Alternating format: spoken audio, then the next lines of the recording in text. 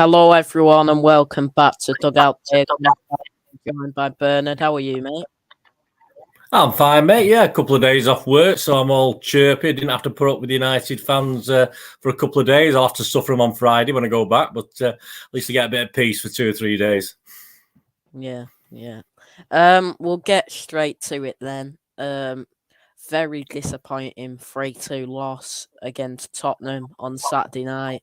Kulusevski started the scoring in the first 5 minutes for Tottenham, and then Gundogan equalised for City, and then Harry Kane made it 2-1, and then a 92nd minute penalty by Riyad Mahrez made it 2-2, and the 95th minute winner by Harry Kane to give all 3 points to Tottenham. What was your thoughts on the game, Bernard? Yeah, we never had a grip of it, mate, did we? We were always chasing our tails. Ridiculous start, and it just took me back to when Pep first came, where we used to sort of seem to let a goal in every attack against us, didn't we? And it took us back to those bad old days. And unfortunately, it just looked like that. Defensively, we were very poor, and we probably got what we deserved. And all credit to Tottenham. He had a game. Conte had a game plan. He's a good manager, and they stuck to it. They played to the strengths. And they did it. All credit to them, but very, very disappointing from a City point of view. Yeah. Big up Chelsea fan. Hope you're well, mate. We'll look at the team news then, starting with City, of course. The general 4-3-3 with Ederson in goal, Walker, Diaz, Laporte, and Cancelo as the back four, Rodri, De Bruyne, and Gundogan in the middle, with Sterling on the right, Foden on the left, and Bernardo in the false nine. What was your thoughts on the team? Well, just one player difference what I picked, but it probably made a big difference. I mean, when Gundogan came in, I had Mahrez starting this game. I did say Mahrez is undroppable at the moment. So the next game, obviously Pep drops him. So he obviously doesn't listen to me, does he? That's for sure. But yeah, so there's only one player different, but I think it made a big difference. I know Gundogan got the goal, but I think asking Silva to play in that false nine again is just a total waste of his talent, to be honest with you. And if we're not going to play him to our strengths, and what's the point? Bernardo Silva's never really feels right in that, in the same way Foden doesn't when he plays it. I'm much happier if KDB had played that position, to be honest with you. And it didn't. Nothing really worked. I think tactically, even though it was all more or less a very, very strong team, I think he diluted some of our skill, basically the way he played our players, which was unfortunate. Yeah, and the Tottenham team looked like this. It was a 3-4-3 with Hugo Lloris in goal, a back three of Christian Romero, Dyer, and Davis, Emerson and Sessegnon as the wing backs, with Bentancur and Højbjerg in the middle, Kulusevski on the right, Heung-min Son on the left, with Harry Kane up top. What was your thoughts on the Tottenham team, Bernard? There for the taking, mate. That defense, I don't rate Lloris. I think he's so inconsistent. He can make a good save, and then he just does something stupid, which he did in this game. Let's be honest about it. Yeah, and a defence that has been letting in goals for fun before they came to our place, and a defence we should have been able to get at. Yeah, I mean, their front three, I was very impressed with that. What's he called? Kulusevski. Yeah. I was impressed with him, as well as Kane and Son. We knew what to expect from Kane and Son, but I think Kulusevski was very, very good as well. Excellent front three, but to be honest with you, it wasn't a great midfield and defence for Tottenham, which makes it even more disappointing that we didn't get any points. Yeah. We'll look at the stats and the attack momentum then. So the stats look like this: 71% possession to 29, 21 shots to 6, 4 shots on target to 5, 11 shots off target to 1, 6 block shots to none, 10 corners to none, 1 offside to 3, 5 fouls to 7, no yellow cards to 3, 2 big chances to 4, no big chances missed to 1. We hit the woodwork once, Tottenham didn't at all. No counter-attacks to 1, no counter-attack shots to 1. 16 shots inside the box to 4, 5 shots outside the box to 2, 2 saves each, for each keeper. 755 passes to 308. 91% accurate passes to 79%. 56% accurate long balls to 44%. 21% accurate crosses to 75%. 60% successful dribbles to 20%. 133 times we lost possession, 104 for Tottenham. 44 duels won to 29. 15 aerial duels won to 9. 13 tackles each. 9 interceptions to 7. And 2 clearances to a whopping 37 for Tottenham. What's your thoughts on those stats, Bernard? Well, if you switch that round, if you'd put those stats the other way around, I'd be quite happy we got beat by the better team. But again, it's just annoying. I mean, we know with City stats we're going to dominate. There's not many games we don't dominate, and there wasn't a stat on there that wasn't disappointing in the fact that we dominated it and ended up losing 3-2 in a game. We could have even escaped with a draw. I would have took that at one stage. We're just so naive to actually try and go for that victory when it looked as though, why wouldn't Tottenham score a goal rather than us? I mean, it just seemed a bit stupid by City tactically, and the naivety of it all. And those stats just make it more depressing because obviously we were by far the better team. Yeah, big up Maisie. Hope you're well as well. And then when I saw the attack momentum this morning, this just really annoyed me. Here it is. And then you can just see Tottenham have had 3 periods all game and scored 3 goals. Apparently they've not even had a moment when they scored the third one. So that really annoyed me, to be honest. That one there. Yeah, I think was it 7 touches in our box and 3 goals. Yeah.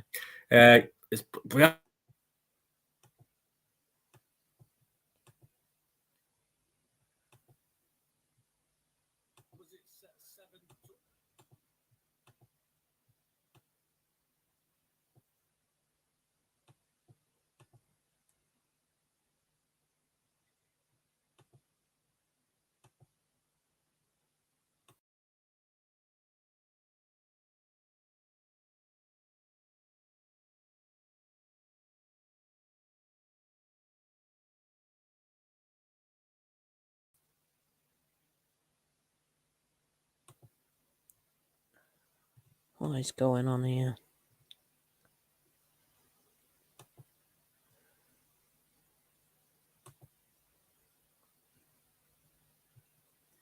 I don't know what's happened there, everyone. Give me a moment. Let me see. Let me just check if you can still hear me. Yeah, you can still hear me. We'll get back to that in a minute. I think Bernard should be coming back any moment. But so with the attack momentum which you've just seen there, that it just shows really Tottenham took their chances. We didn't in the game. Not as simple as that really.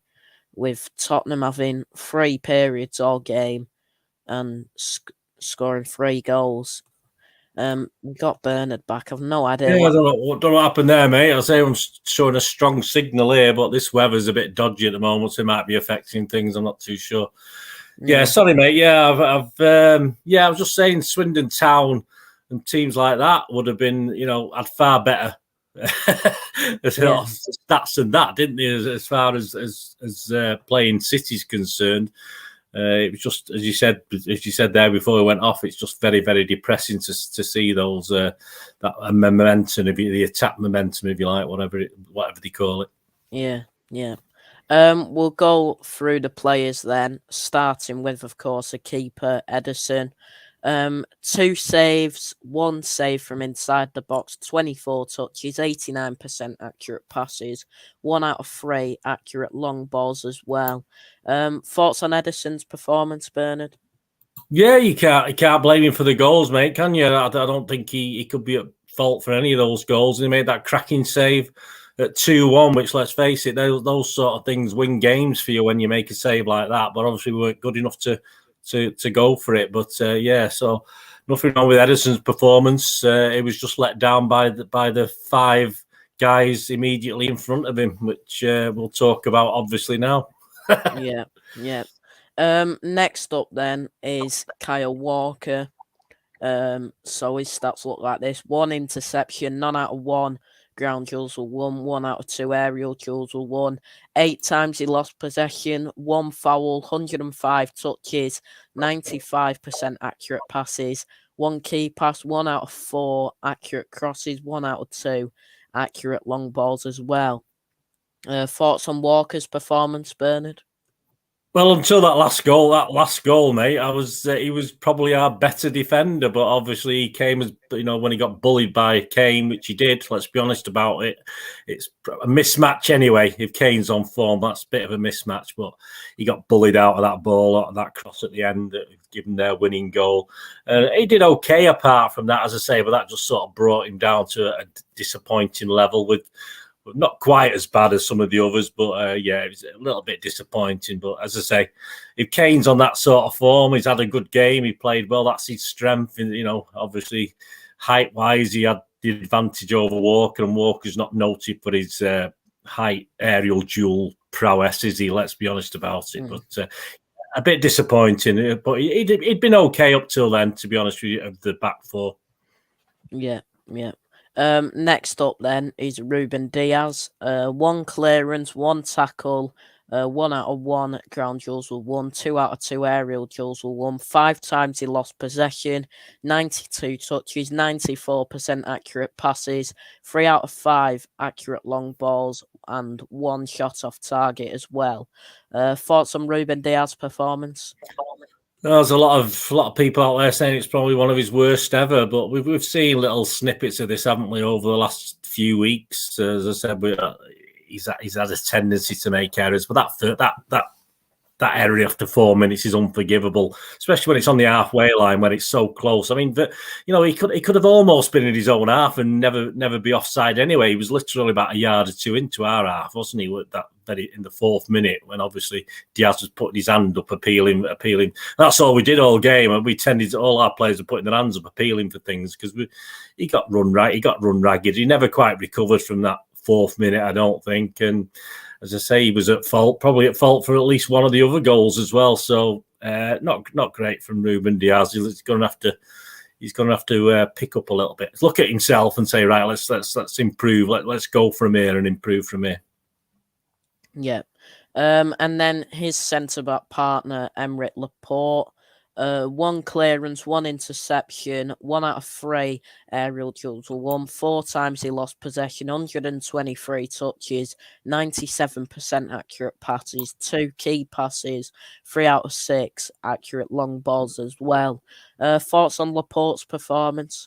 Yeah, I think he was slightly better than Diaz. I don't think he was as bad, but again, he was probably at fault for at least one of the goals or contributed. It's this. I mean, I did say on another thing, this zonal marking. We did mark the zones. Unfortunately, we didn't mark the players in the zones. That was the problem. None of the defenders did. We seem to have men back. We seem to have men running back, but the Tottenham players were just sort of a yard or two behind. And literally, our players weren't watching where they were. We were marking the zones, but we weren't marking the players. And Laporte was as poor as everyone else at doing that. It was just a shocking overall display. Whether he was shell-shocked from that goal after 4 minutes, I'm not too sure. But, you got 86 minutes to get back in a game. It just wasn't good enough defensively. And Laporte, not as bad as Diaz, but not very good. Yeah. And then at left-back was, of course, João Cancelo. 3 interceptions, 3 tackles, 9 out of 12 ground duels were won, 1 out of 4 aerial duels were won, 21 times he lost possession, he was fouled once, 1 offside, 143 touches, 91% accurate passes, 1 key pass, 2 out of 7 accurate crosses, 2 out of 5 accurate long balls, 1 shot on target, 3 shots off target, 1 shot blocked, and 5 out of 7 successful dribble attempts. Thoughts on Cancelo's performance? He's another nearly man for me. He was all right. He did some great stuff, but if we're not going to score from it, if he's not going to hit the target with his shots, he had a couple of shots that went high and wide. He had one that I think a couple that Lloris saved as well, which is fair enough. But yeah, it's just defensively pointless because he's just not a defender. But if you look at that ground duels one, he actually did quite well, didn't he? From what I could see, but obviously he didn't win him when we let the 3 goals in. Unfortunately, we didn't win any duels then. But again, of the 4 at the back, he's probably less to blame. But that's only because he's not a defender. Pep doesn't play him as a defender. So if he's not going to play him as a defender, I want him doing assists. I want him scoring goals. And he came close, but the Nurley man, he just never quite hit the spot on his shots, or never quite hit the spot on his crosses. Some crosses were overhit again, which he did in the last game we played. His first half of the last game was over hitting crosses willy-nilly. That he had a better second half. In this game, he sort of was a bit in and out, did some great stuff, but we never scored from any of it. So for me, I know it's a bit cruel, a bit horrible, but what's the point? What's the point of doing great stuff if we don't score from it? It doesn't make any difference to the team. Yeah. Into the midfield then, Rodri next up. He got 100 touches, 88% accurate passes, 2 key passes, 1 out of 2 accurate crosses, 3 out of 4 accurate long balls, 4 out of 6 ground duels were won, 4 out of 4 aerial duels were won, 14 times he lost possession, he was fouled twice, 1 foul, 3 interceptions and 2 tackles. Thoughts on Rodri's performance? On the face of it, on those stats, they don't look that bad, but they're not high numbers, are they? They're not, and that was probably his actual contribution to the game. He never seemed to have to get involved as much, because when Tottenham did attack, which was the 4 times you saw on that attack momentum thing, it was nowhere to be seen. He wasn't particularly protecting the defence because Tottenham sort of bypassed it and very quickly got through it. And we know Rodri's not a guy with great pace. I mean, obviously, we remember that great stop he did against Arsenal. Fantastic. We don't see many of them. But in midfield, everything sort of bypassed him. He did okay, but the numbers aren't high, are they? I mean, if you're going to have four duels and you win 3 of them, fair enough. But in a 90-minute game, it's not a lot. I didn't have to do much because Tottenham didn't. He just sat back and soaked up the pressure. But yeah, again, not his sort of game. I don't think where he can make a real impact. It just didn't work. Yeah. The next midfielder then, Kevin De Bruyne, 107 touches, 81% accurate passes, 1 key pass, 2 out of 15 accurate crosses, 6 out of 8 accurate long balls, 1 out of 2 successful dribble attempts, 5 out of 10 ground duels were won, 31 times he lost possession, 1 foul, he was fouled twice, 2 tackles, and dribbled past twice as well. Thoughts on De Bruyne's performance, Bernard?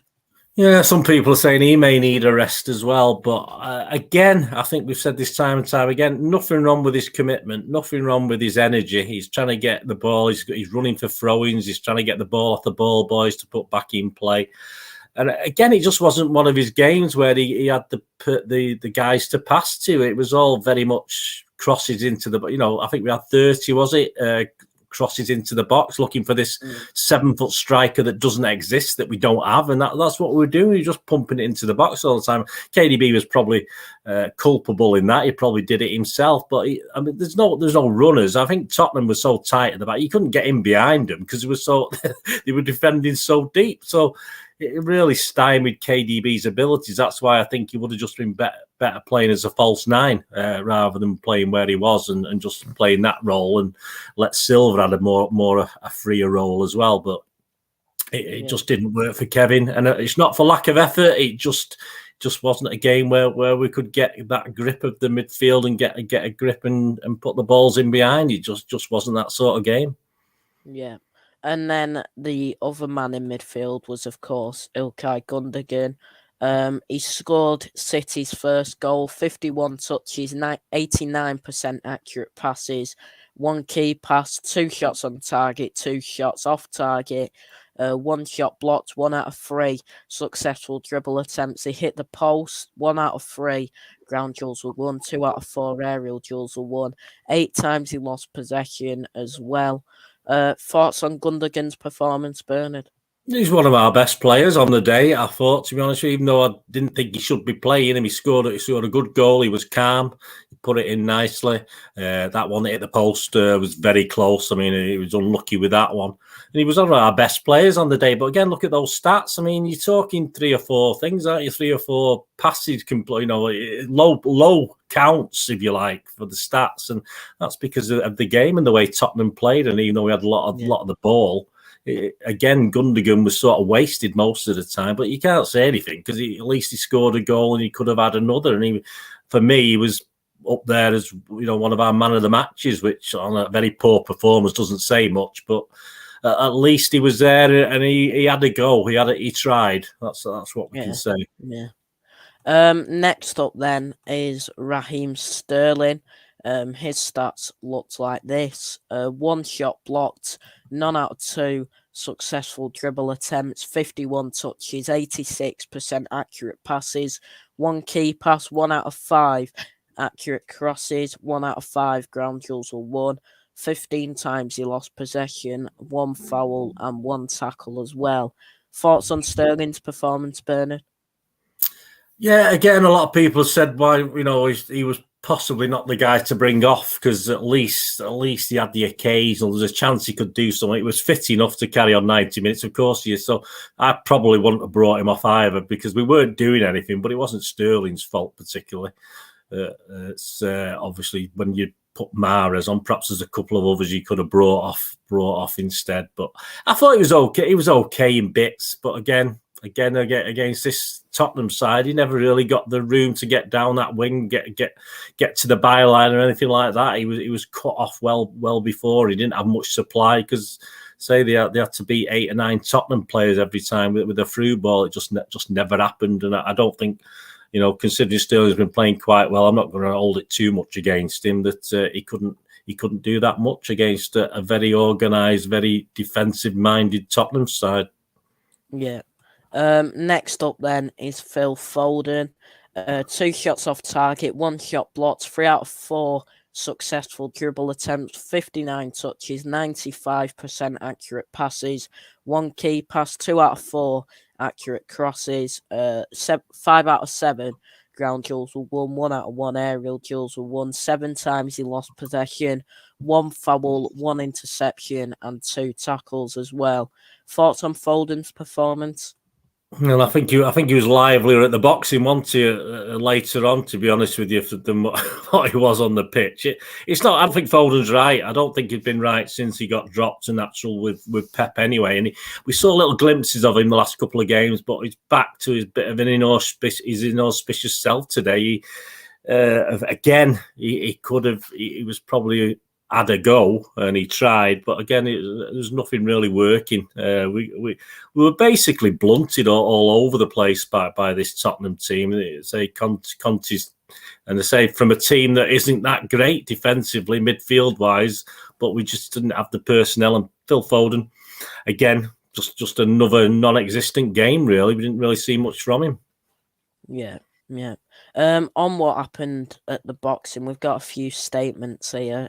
Starting with the club. The club is aware of a video which is circulated on social media showing Phil Foden and his family being harassed and abused. We are shocked and appalled about the nature of the abuse and ensuing assault on one of Phil's family members.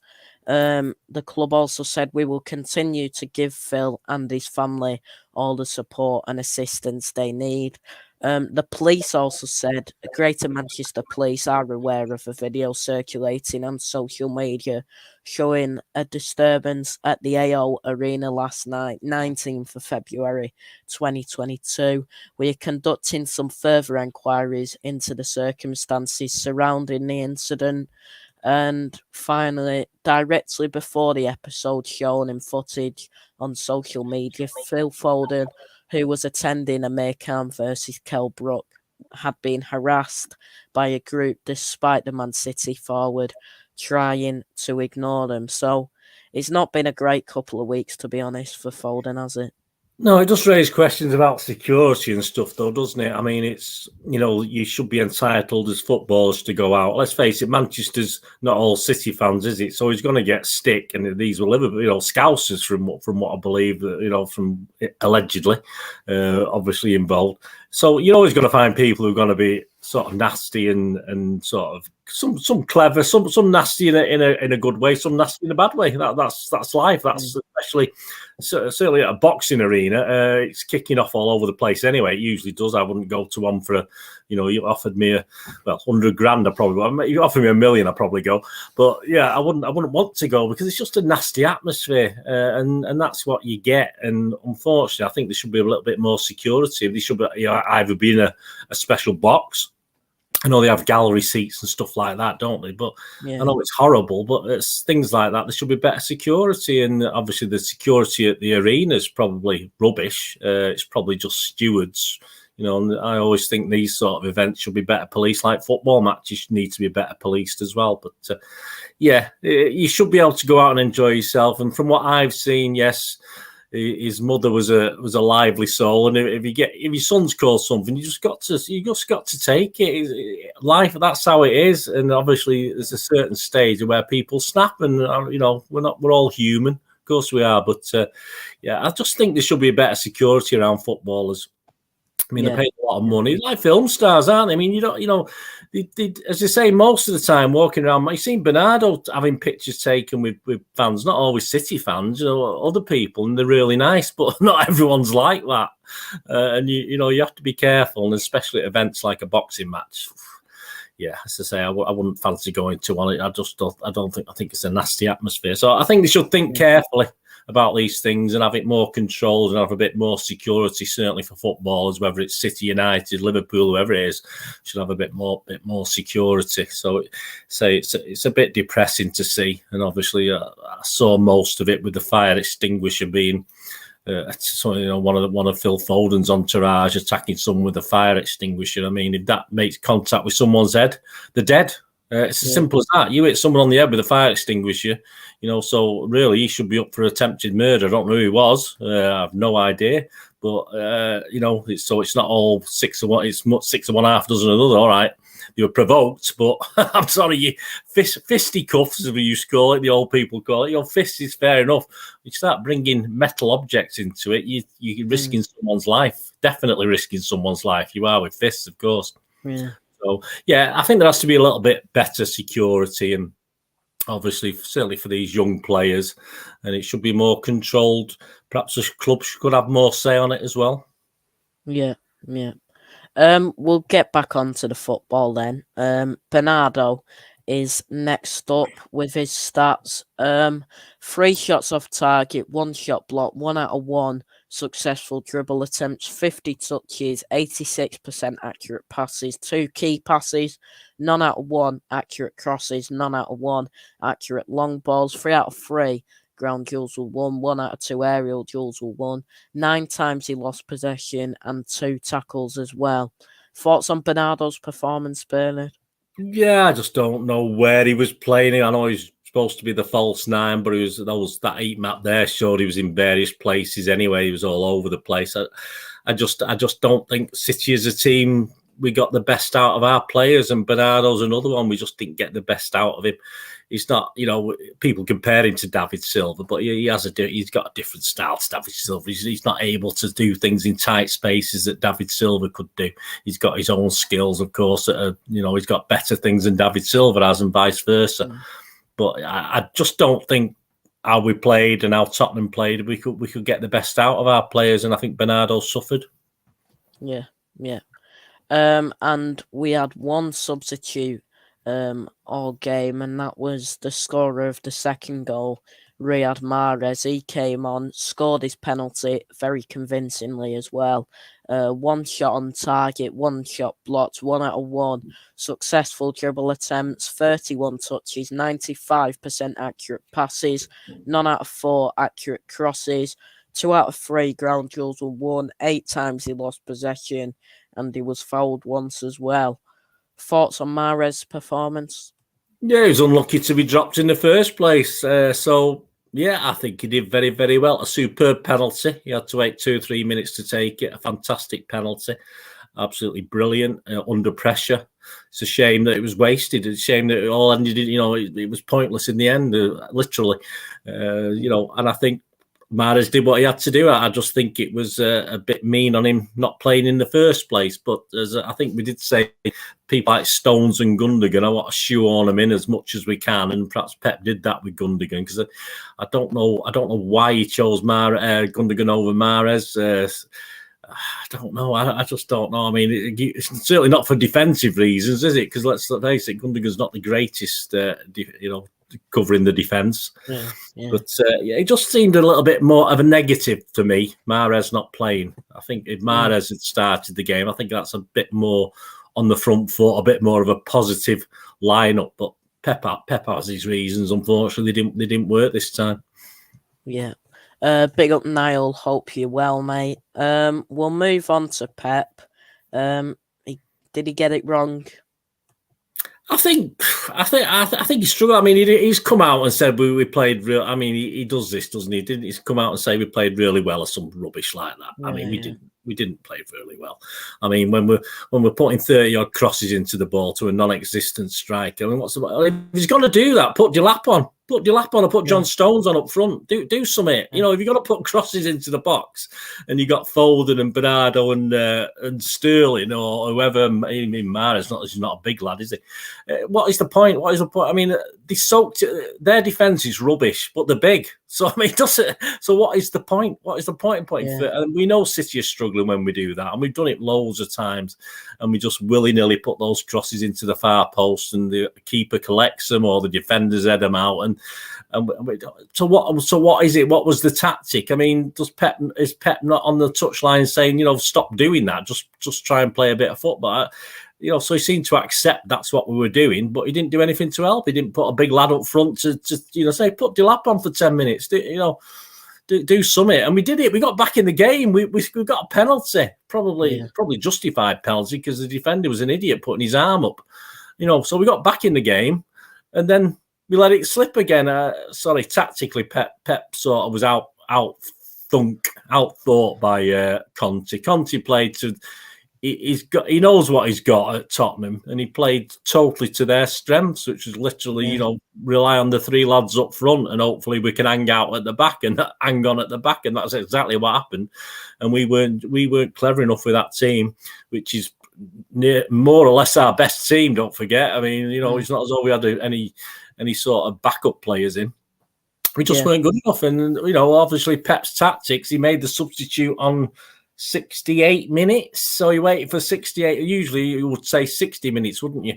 But so he waited even a bit longer to make the substitute. But Mahrez for Sterling, pretty much like for like. So I don't think much changed, did it? Really, we're still lumping that ball into the box. I thought Pep he'll probably accept he didn't quite do right, but I think Conte won the battle of the coaches, that's for sure this time. Yeah, definitely. Next up then is we'll go through some quotes from Pep. Every goal is different. It was difficult to defend the second one, especially when they come from 5 or 10 yards behind. Third one was to the back post, and we lost the game. He also said, I am not superstitious. I said a few weeks ago we need to win many games. Every game will be a big, big battle. We know it, and it will be good to understand how difficult it is. Since October, we didn't lose one game in the Premier League. Next up, he said, we knew after 3 defeats they would be back. There was practically no space. After that, they could keep the ball, and with KANE, it gave time to Son, who could run. In general, we were there all the time. We were there, but we couldn't win. He also said we performed well versus Tottenham. We were who we normally are. We defended in the 18-yard box. So difficult. We had to go outside after they can run. Every time we play inside, we had to go outside and we cross. For many actions, we're not there to score. He also said, I think we performed well. Honestly, the first goal was the quality they had. The second was difficult to defend. The third was our mistake. He also said it's normal to lose, especially in the Premier League. Teams at the bottom won all their games this weekend. Everyone fights for everything, so it will be difficult. We lost. We were close to a draw, maybe a win. Congratulations to Tottenham. He also said we will recover this week and on to the next game. We have to fight for every game, and every game we will try to win. We have to make a lot of points to be Premier League champions, and that is what we will try to do. He also said, I never said the Premier League title race was over. And finally, City players had a frank discussion in the dressing room after the defeat to Tottenham. The conclusion was that the biggest problem lay in deciding whether to follow Harry Kane as he dropped into the number 10 role. We'll move on to Tottenham then. How do you think they played, Bernard?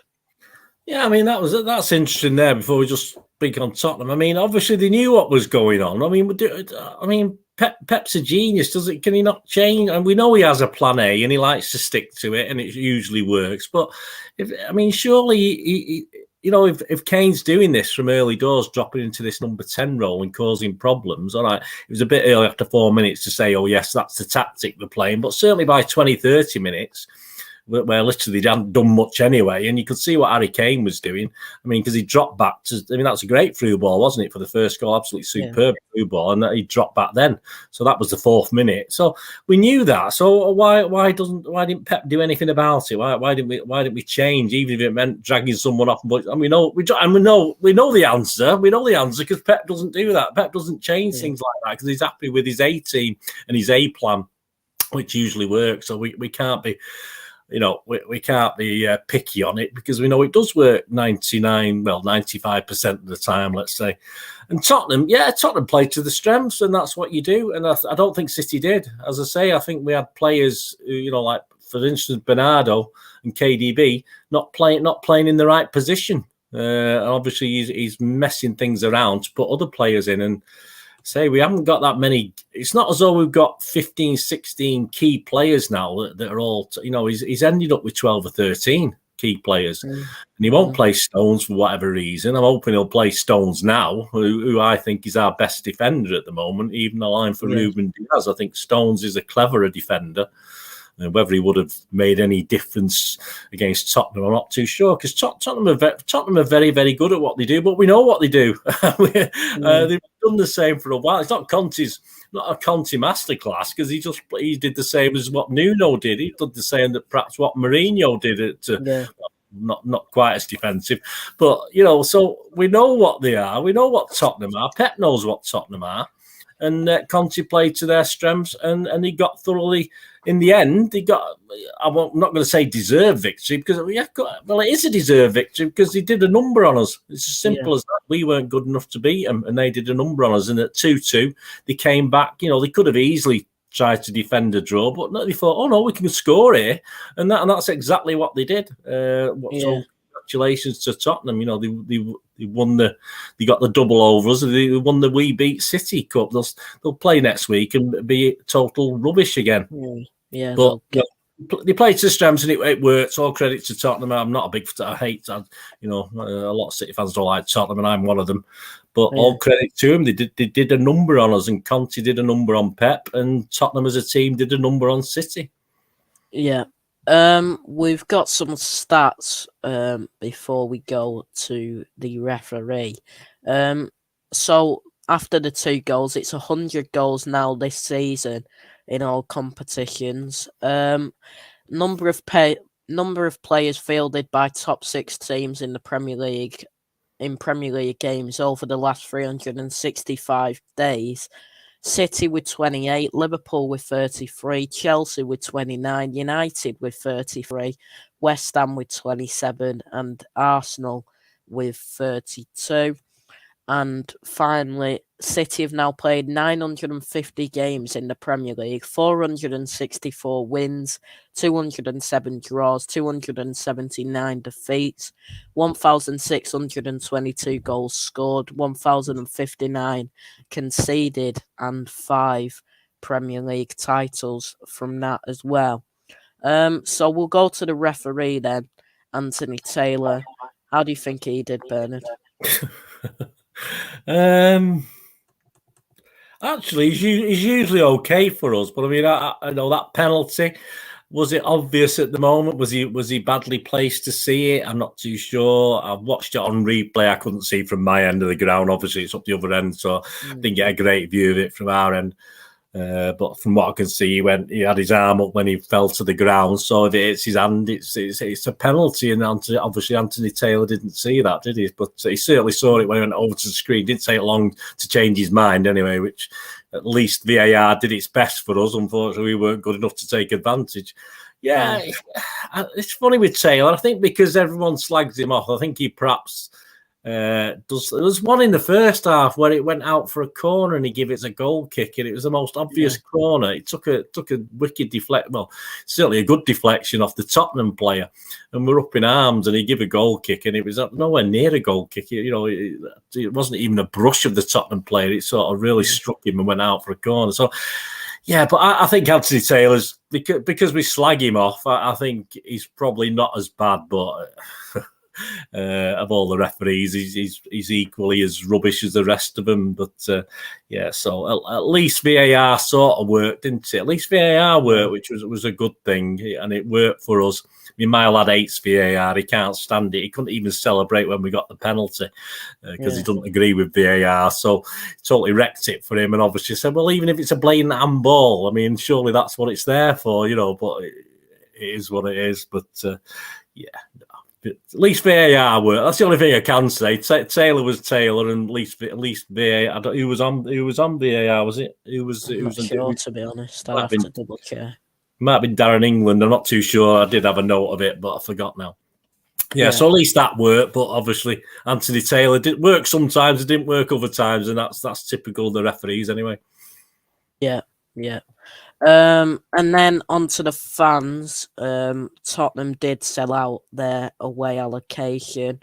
Overall, home and away fans, how do you think the atmosphere was?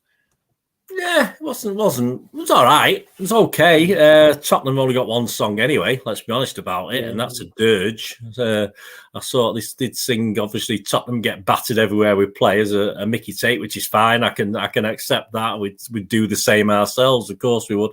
And then when I was getting the tram home, obviously a big mob must have come into Piccadilly Station because I could hear them up the escalators from where we were getting the tram to Altrincham.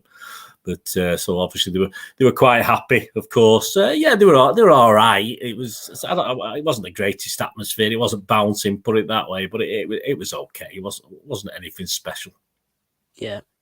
Man of the match. It's up to you if you want to go Tottenham player. Yeah, I didn't actually do one in my own thing. I just said I'm not going to give a man of the match for this one. Let me just have a look at what scores they give. Let's see who got the highest scores. That's probably the best way of doing it, isn't it?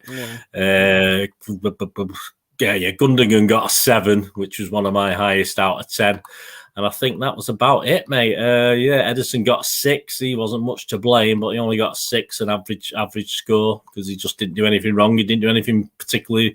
Well, he did one good save. I suppose it was a bit mean with the 6th one. So, yeah. So I would say, as I said before, probably Gundogan, just for the fact he scored a goal and he hit the post, and at least he looked as though he was trying. And and other players did try, like KDB, but yeah. I would say no man of the match, but if you said right, you've got to have one, I'd probably say Gundogan. Yeah, who was the only player that wasn't in my starting 11 to kick off with? So that says it all, really. Yeah. We'll look at the Premier League table then. Before we talk about the Everton game next Saturday briefly. So 6 points clear. Liverpool have a game in hand. I think Do they play Wednesday night against Leeds, or is it Tuesday? Tuesday or Wednesday, I'm not too sure. Yeah, Wednesday, I think. Wednesday it is, I think. yeah. So Liverpool are home to Leeds on Wednesday. You'd expect them to win that one. Yeah, it'll be so equal games, and and obviously they may even have a slightly better goal difference if they put at least 3 past Leeds, won't they? So yeah, so obviously it'll be 3 points behind on the same games.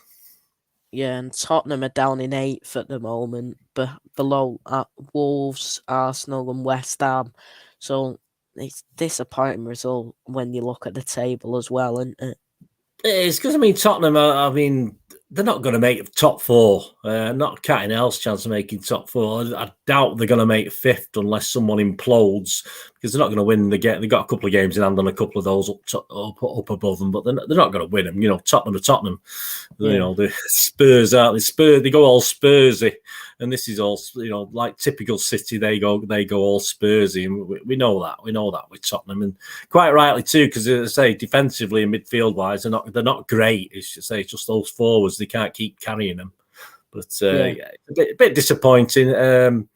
As I say, 3 points. I'll take that. We'll take 3 points ahead. But obviously, if you think back, it was 13 at one stage. But I know it wasn't, because you had games in hand. But it was certainly 7, wasn't it? I think it was certainly at least 7 points if they'd won the game in hands. It might have even gone to 8. I'm not too sure. But yeah, but these things happen. To say we've lost 3 games. Is it 3 games we've lost all season now? So we've only lost 3 games all season. And that's how tight it is, because you can't, the same way Liverpool rely on us to cock up. Vice versa. It's exactly the same, because City and Liverpool are so far in advance of everyone else. They're just waiting for each other to make those little errors. And Liverpool made theirs a month or so ago when they sort of drew a couple and lost one, didn't they, or something? And that's when we took a big point advantage. And it doesn't take a lot, a draw and a loss for City, and it's back looking good for Liverpool again. Yeah, we've lost 3 all season, and 2 of them have been against Tottenham. And the Southampton away a draw there, that was disappointing. We should have won that one, in all fairness. So that was a disappointment, and this is more of a disappointment. But you say you can't win them all. You're going to get games like this, as long as they bounce back, as long as the team bounce back, and we sort out if there are problems at the back. I don't think there is. Perhaps just a bad day at the office, and zonal marking usually works okay. It didn't quite work against Tottenham. Yeah, so we've lost 3, 2 against Tottenham and 1 against Palace, and we drew 3. Yeah, not tearing Cockneys. We don't tear all Cockneys apart, do we? Obviously not Palace and Tottenham. No. And we've drew 3, 2 of them against Southampton and 1 against Liverpool as well. Yeah, we'll take the Liverpool draw. Of course, that was fine. That's a good result at Anfield. I'll take a draw at Anfield every time. But you can't. I'm sure Liverpool, where they've drawn and lost games, he probably shouldn't have done it. It's just that's football. Yeah. Before we quickly talk about the Everton game, Darren Ferguson, the manager of Peterborough, resigned as manager before we play him next week in the FA Cup. Of course, the son of former United manager Alex Ferguson. What's your thoughts on that one? Maybe. I didn't know that. I didn't realise that. Is Barry Fry still alive? Is he going to go back? He used to always be going back to Peter, a guy called Barry Fry. And Ferguson's done the same, hasn't he? He's been there and back a few times, hasn't he? I don't understand the logic of that. They're not doing very well in the league, are they? But it seems a weird time.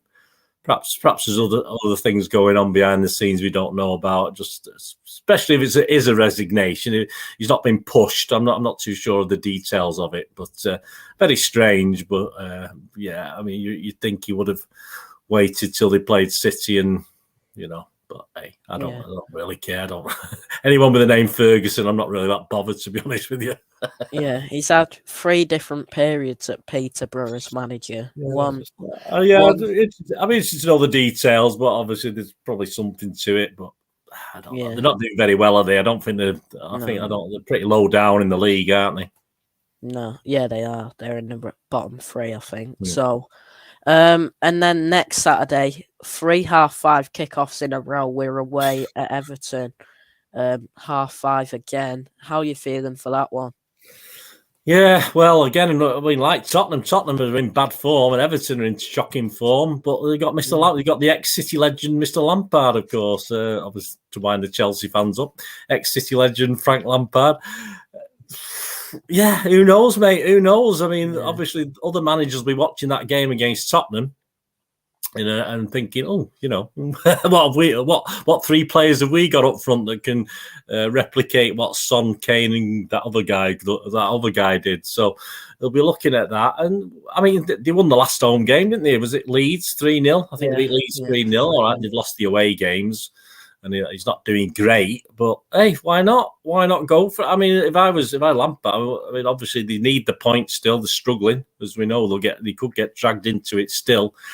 But if you're gonna get beat, get beat. If I was Lampard, I'd be positive looking at that game against Tottenham and trying to analyse it and trying to do things, because obviously people are saying we should play Aki and Stones at the back now. So it's a bit of a panic setting because we've lost the game. I don't agree with that. You know me, I'd always play Stones, but I think Stones and Diaz is fine. Stones and Diaz is fine for me as the centre halves.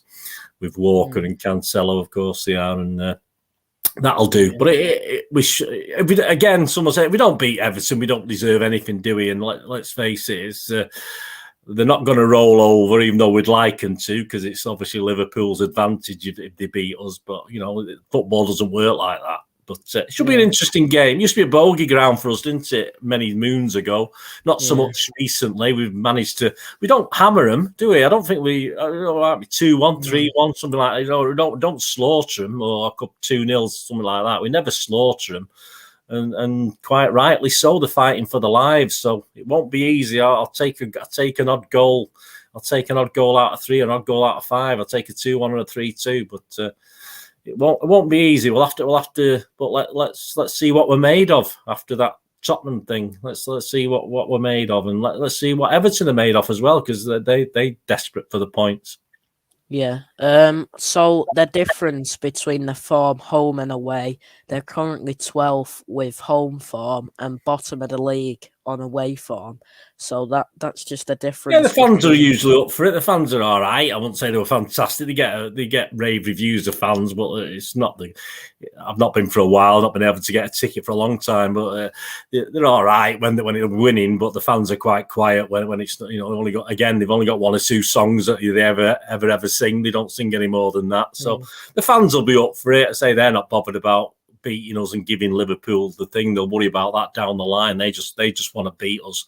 So yeah, that's probably why they're 12th. At least the probably crowd help them a little bit when they're at home, and if they're going for it, the fans can be great. But obviously, if we can quieten them, we can score a goal or 2.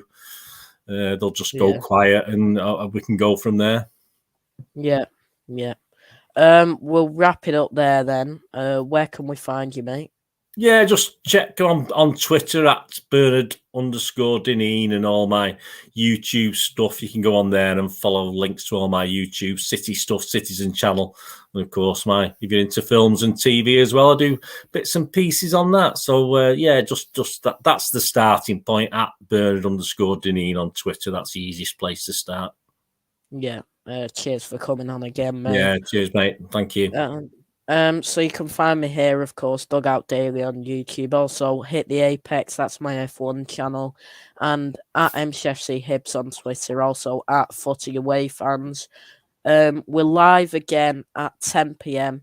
Reacting to our rankings of the F1 drivers. It will be the last ever F1 stream on this channel because the original stream was on this channel, so we might as well do the reaction to it here as well. So everybody, thank you all so much for watching. Please like, share and subscribe, and we'll see you all later. Goodbye for now, everyone.